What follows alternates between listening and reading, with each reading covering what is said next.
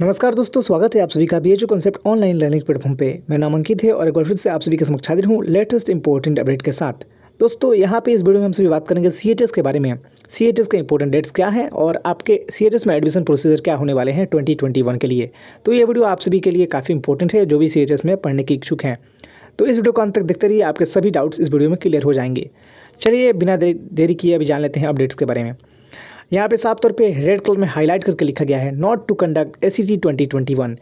यहाँ पे साफ तौर पे बताया गया है कि स्कूल एंट्रेंस टेस्ट 2021 यहाँ पे नहीं किया जाएगा इस बार। इसका रीज़न है कोविड-19 पेंडेमिक। अब ये तो क्लियर होगा कि सिटी नहीं होगा, लेकिन अब एडमिशन प्रोसीजर क्या होने वाला है इसको देखते हैं नीचे स्क्रॉल करके। चलिए नीचे स्क्रॉल करते हैं। यहाँ पे आपको दिखाई पड़ रहा होगा क्लास 6 और 9 का जो है वो होगा ई लॉटरी के माध्यम से। और ई लॉटरी में क्या है कि जो भी बीएचयू एम्प्लॉय वार्ड के एप्लीकेंट्स हैं उनके लिए 50% टोटल सीट्स के 50% सीट जो हैं वो रिजर्व करके रखे गए हैं। यहाँ पे 3% जो सीट है वो फिजिकली हैंडीकैप्ड के लिए है। इसके साथ ही 7.5% एसटी के लिए है, 15% एससी के लिए है, 27% ओबीसी के लिए यहाँ पे रिजर्व करके रखा गया है। इसके साथ ही दोस्तों आगे जो बचते हैं सीट्स उनमें कुछ इस प्रकार से डिवाइड किया गया है कि फर्स्ट लॉट जो होगा वो 3% जो है वो फिजिकली हैंडीकैप्ड के लिए, सेकंड जो लॉट होगा वो वहाँ पे 7.5% एसटी के लिए, 15% एससी के लिए और 27% जो है ओबीसी के लिए। और जो थर्ड लॉट होगा उसमें सेकेंड लॉट के बाद जो भी सीट बचेंगे जो अनरिजर्व होंगे उनके लिए दिए जाएंगे। इसके बाद आगे नीचे बढ़ते हैं तो ये तो क्लास 6 और 9 के बारे में आपने जान लिया कि कैसे सीट अलॉटमेंट होगा। लेकिन अब अहम हो जाता है क्लास 11 के बारे में। तो यहाँ पे 11th के लिए साफ तौर पर लिखा गया है on the basis of the merit of class 10th। Class 10th में आपके जो भी मार्क्स हैं उनके बेसिस पे आपके क्लास 11th में एडमिशन मिलेगा आपको देखने को यहाँ पे। तो यहाँ पे सीधा तौर पे लिखा गया है admission in class 11th will be made on the basis of percentage in the marks obtained by candidate in class 10th examination of all school boards and calculated. यहाँ पे मार्क्स कैसे निकालते हैं, परसेंटेज कैसे निकाला जाएगा ये है। तो परसेंटेज आप अपना निकाल लीजिएगा और उसी के बेसिस पे आपका है यहाँ पे एडमिशन होगा, मेरिट बेस पे ही होगा। तो नीचे चलिए जान लेते हैं कुछ इंपॉर्टेंट बात। यहाँ पर लिखा गया है इफ़ 2 और more candidates are clubbed at the same merit on the basis of class 10th marks then inters से merit be determined as given in table 1।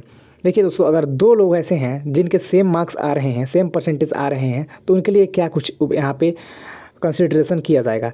तो उनके लिए जो मैथमेटिक्स पढ़ने के इच्छुक हैं, जो मैथमेटिक्स लेना चाहते हैं, उनके लिए देखा जाएगा मैथमेटिक्स का मार्क्स। जो बायोलॉजी लेना चाहते हैं उनके साइंस का, कॉमर्स वालों के लिए सोशल साइंस के लिए, और जो कॉमर्स में CISC बोर्ड से पास आउट हैं 10th उनके लिए हिस्ट्री, सिविक्स और ज्योग्राफी, और साथ साथ मैथमेटिक्स भी होगा दोनों के लिए। तो यहाँ पे आर्ट्स का क्या है कि आर्ट्स में क्या है कि आपके जो भी सोशल साइंस में आए हैं उसको देखा जाएगा, और जो CISCE बोर्ड से हैं उनके लिए हिस्ट्री, सिविक्स और ज्योग्राफी के मार्क्स कंसिडर में किया जाएगा। तो ये किसके लिए है? ये उसके लिए है जिसके जो क्लब कर रहे हैं, यानी 2 लोग अगर ऐसे हैं जिनके मार्क्स सेम हैं तो यहाँ पे इनके प्रायोरिटी दी जाएगी। इसके बेसिस पे यहाँ पे डिवाइड किया जाएगा, ठीक है, चूज़ किया जाएगा कि कौन किसको एडमिशन मिलना चाहिए। और नीचे चलते हैं, यहाँ पे लिखा गया है परसेंट मार्क में be calculated up to the 3 place of the decimal. दशमलव के तीसरे स्थान तक आपके मार्क्स जो हैं वो यहाँ पे कैलकुलेट किए जाएंगे परसेंट में, जो भी आपके आएगा। इसके नीचे चला जाए तो यहाँ पे अपडेट में लिखा है इफ़ 2 और more candidates are having the same marks even when calculated as per table number 1। अगर टेबल नंबर 1 पे भी अगर क्या होता है कि कैलकुलेट किया जाता है, यानी कि जो 10th के मार्कशीट है वो दोनों के सेम है, फिर भी टेबल नंबर 1 में दिया गया है कि चलिए सेम है तो मैथ पढ़ना चाहते हैं तो मैथ का कंसिडर किया जाए। मैथ में अगर अब मैथ में भी सेम आ गया तो क्या होगा, समझ रहे हैं?